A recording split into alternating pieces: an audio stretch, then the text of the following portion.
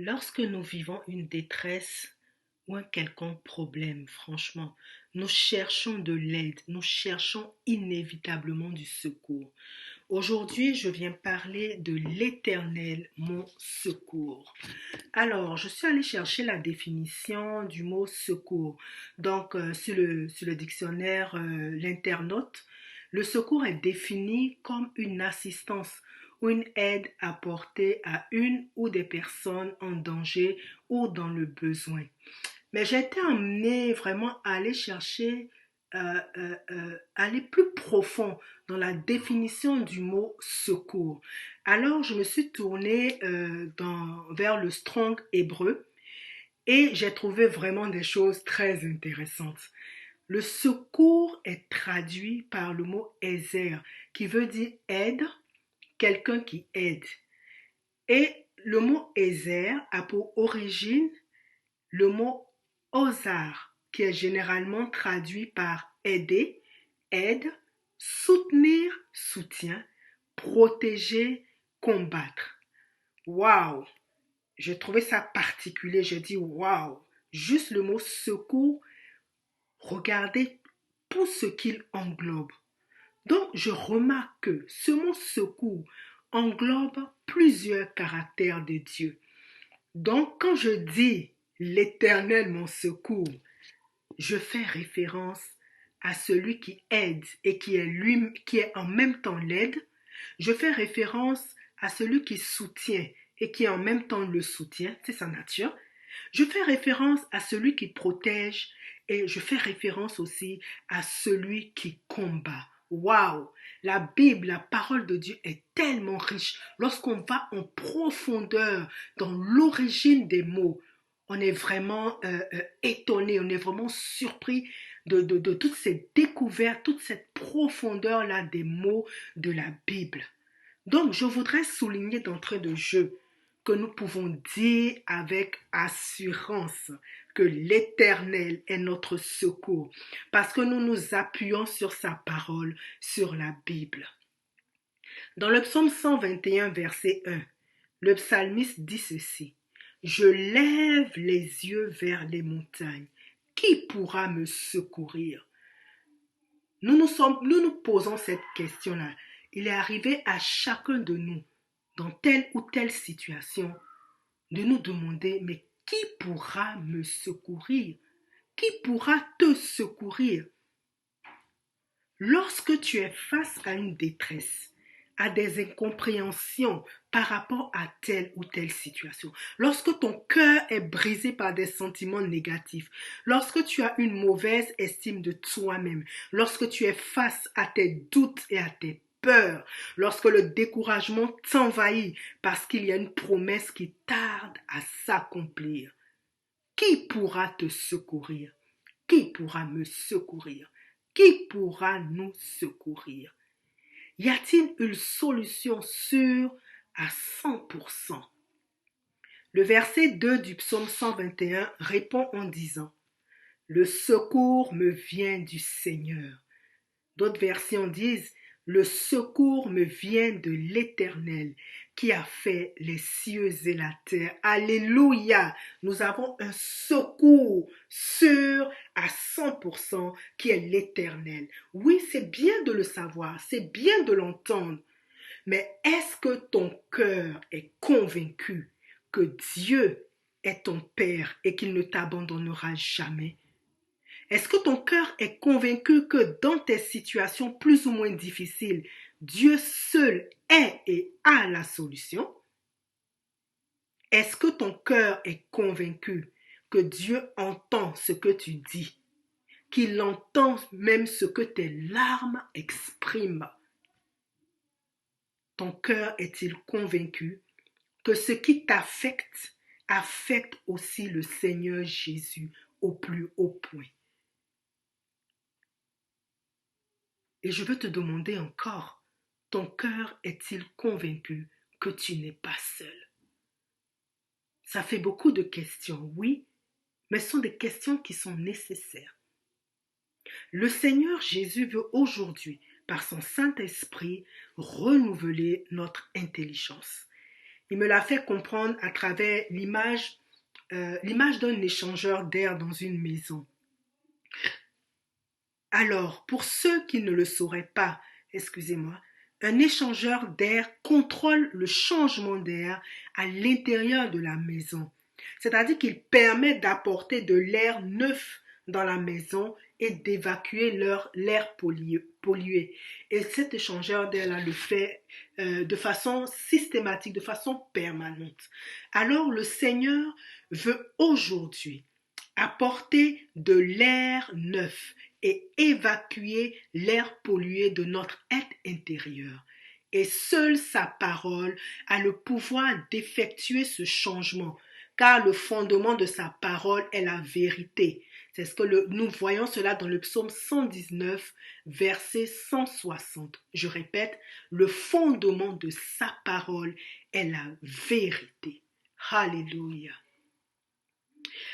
Je veux vraiment à ce moment-ci lire des extraits de la parole et nous encourager à laisser la parole parler à notre cœur et à laisser notre cœur s'imprégner de la parole.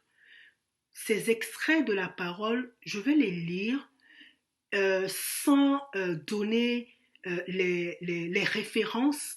Les références, je vais les écrire en dessous de l'audio. Cela va permettre vraiment qu'on puisse avoir que la lecture, qu'il y ait une certaine fluidité, je dirais, dans la lecture, dans le partage de cette parole. Alors, disposons-nous, préparons nos cœurs à accueillir la parole, ces différents versets que je vais lire. Que chacun soit à l'écoute. Alléluia. Amen.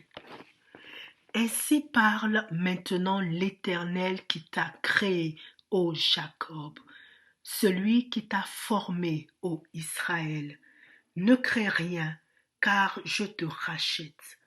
Je t'appelle par ton nom, tu es à moi. Si tu traverses les eaux, je serai avec toi. Et les fleuves, ils ne te submergeront point. Si tu marches dans le feu, tu ne te brûleras pas, et la flamme ne t'embrasera pas. Car je suis l'Éternel ton Dieu, le Saint d'Israël ton Sauveur. Parce que tu as du prix à mes yeux, parce que tu es honoré et que je t'aime. Ne crains rien, car je suis avec toi. Ne promène pas des regards inquiets, car je suis ton Dieu.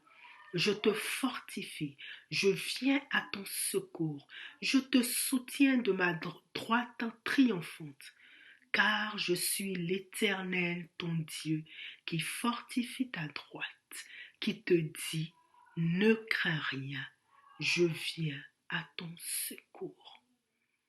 L'Éternel est celui qui te garde. L'Éternel est ton ombre à ta main droite. L'Éternel te gardera de tout mal. Il gardera ton âme.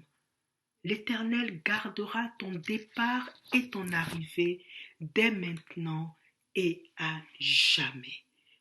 Et vraiment, l'Éternel parle à chacun de nous. En fait, c'est ce que je ressens sur mon cœur. L'Éternel parle à chacun de nous. Et il dit ceci dans Ésaïe 55, versets 10 à 11. Comme la pluie et la neige descendent des cieux, et n'y retourne pas sans avoir arrosé, fécondé la terre et fait germer les plantes, sans avoir donné de la semence au semeur et du pain à celui qui mange. Ainsi en est-il de ma parole qui sort de ma bouche. Elle ne retourne point à moi sans effet, sans avoir exécuté ma volonté et accompli mes desseins. Alors prenons cette parole-là pour nous et tenons-la dans notre cœur. Alléluia. Je bénis le nom de l'Éternel qui sait nous parler, qui sait nous réconforter, qui sait nous donner, qui sait déposer dans nos cœurs l'espoir et l'espérance à travers sa parole. Alors, dans la détresse, Faisons le choix de compter sur l'Éternel, notre secours. N'hésitons pas à crier à lui, comme dans le psaume 107, versets 5, 6, 17 à 20, qui dit: Ils souffraient de la faim et de la soif. Leur âme était languissante. Dans leur détresse, ils criaient à l'Éternel et il les délivra de leurs angoisses. Les insensés, par leur conduite coupable et par leur iniquité, s'étaient rendus malheureux. Leur âme avait en horreur toute nourriture, et ils touchaient aux portes de la mort. Dans leur détresse, ils crièrent à l'Éternel, et il les délivra de leurs angoisses. Il envoya sa parole et les guérit. Il les fit échapper de la fosse. Donc, comme nous venons de lire dans ces différents versets, nous voyons comment l'Éternel est bon.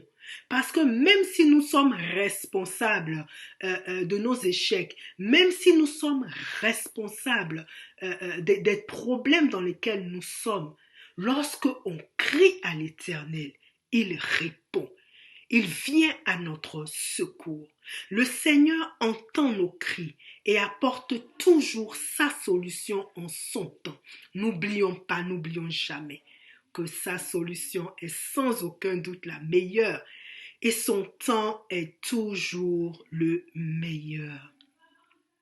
Mais il y a quelque chose qui arrive que je l'ai déjà vécu parce que entre le temps où tu cries au Seigneur et le moment où le secours arrive, quelle attitude pouvons-nous adopter dans l'attente du secours? Quelle attitude? Alors, plusieurs avenues existent, mais je vous en propose 3. La première avenue, c'est de vraiment méditer la parole de Dieu. Ouvrez la Bible et puis méditez la parole. Dans Ésaïe 30:15, il est écrit: Car ainsi a parlé le Seigneur, l'Éternel, le Saint d'Israël. C'est dans la tranquillité et le repos que sera votre salut. C'est dans le calme et la confiance que sera votre force. Lamentation 3, verset 26 dit ceci: Il est bon d'attendre en silence le secours de l'Éternel. Alléluia. La deuxième avenue que je nous propose, c'est de rappeler à notre souvenir ce que Dieu a déjà fait dans notre vie. Rappeler à notre souvenir les bontés de Dieu dans ma vie, dans notre vie. Parce que lorsqu'on est dans des situations de détresse, c'est comme brusquement on devient, je dirais pas amnésique, mais c'est comme on oublie du coup les bontés de l'Éternel, tout ce que l'Éternel a pu faire dans nos vies. On oublie même les témoignages qui sont donnés même dans la parole de Dieu pour nous encourager. C'est comme on est tellement envahi par la détresse, par tout ce qui est négatif, que c'est comme on n'a pas de repère. Alors, il est important de pouvoir ramener dans nos cœurs, ressasser dans nos cœurs les bontés de l'Éternel. Ça pourra nous aider. Alléluia. Lamentation 3, Lamentation 3, verset 19 à 23 dit ceci. Quand je pense à ma détresse et à ma misère, à l'absinthe et au poison, quand mon âme s'en souvient, elle est abattue au-dedans de moi. Voici ce que je veux repasser en mon cœur, ce qui me donnera de l'espérance. Les bontés de l'Éternel ne sont pas épuisées, ses compassions ne sont pas à leur terme, elles se renouvellent chaque matin.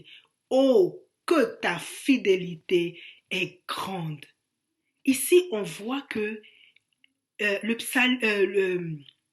Jérémie, puisque c'est la lamentation de Jérémie, qui dit: je veux repasser en mon cœur. Ça veut dire qu'il choisit. Il choisit de repasser dans son cœur. Alors, je nous encourage alors à choisir de voir, de ramener, de rappeler à notre souvenir les bontés de l'Éternel. Cela va nous encourager, cela va nous donner la force de persévérer et d'avancer, de demeurer dans l'attente. Alors, la troisième avenue que je nous propose, c'est de remercier et louer le Seigneur d'avance pour la réponse. En le faisant, cela exprime, franchement, cela exprime notre confiance en lui et la certitude que nous avons d'être exaucés. Le psaume 71, dans la version Parole de vie, dit ceci. Donc, les versets 14 et 15 disent ceci. Moi, je compte toujours sur toi et je continue à chanter ta louange. Tu es un Dieu fidèle et tu nous sauves. Je raconte cela tous les jours, tellement tes bienfaits sont nombreux. Tellement tes bienfaits sont nombreux. Et je te loue, Seigneur, je te loue. Mon cœur, ça c'est moi maintenant qui le rajoute, ce n'est plus le verset, mais mon cœur te loue, Seigneur, mon cœur t'élève parce que je sais que tu es mon secours, je sais que tu entends, je sais que tu réponds, je sais que Seigneur, même ce que je n'ai pas pu exprimer par des paroles, mes soupirs, mes larmes, toi tu les as entendus, toi tu les as compris et Seigneur, toi tu réponds à mes prières et je te loue de ce que ta réponse est là et je ne veux pas rester dans la détresse, je ne veux pas rester dans l'abandon, dans toutes ces choses négatives. Je choisis de me lever et de louer le Seigneur, de le chanter, de le remercier. Alléluia. Oh Seigneur, tu es bon. Je voudrais terminer par quelques versets du psaume 130. Vraiment, les versets 1 à 2, 5 à 7. Et ces versets-là résument très bien ce qui a été partagé jusqu'à présent. Donc je lis comme ceci. Du fond de l'abîme, je t'invoque, ô Éternel, le Seigneur. Seigneur, écoute ma voix. Que tes oreilles soient attentives à la voix de mes supplications. J'attends le Seigneur, je l'attends de tout mon cœur. J'ai confiance en sa parole. Mon cœur attend plus sûrement le Seigneur qu'un veilleur n'attend le matin. Oui, plus qu'un veilleur n'attend le matin. Alléluia. Tout comme l'échangeur d'air, comme nous l'avons vu au départ. Tout comme l'échangeur d'air permet d'apporter de l'air neuf dans la maison et d'évacuer l'air pollué. Alors, laisseras-tu la parole de vérité te purifier et renouveler ton être intérieur?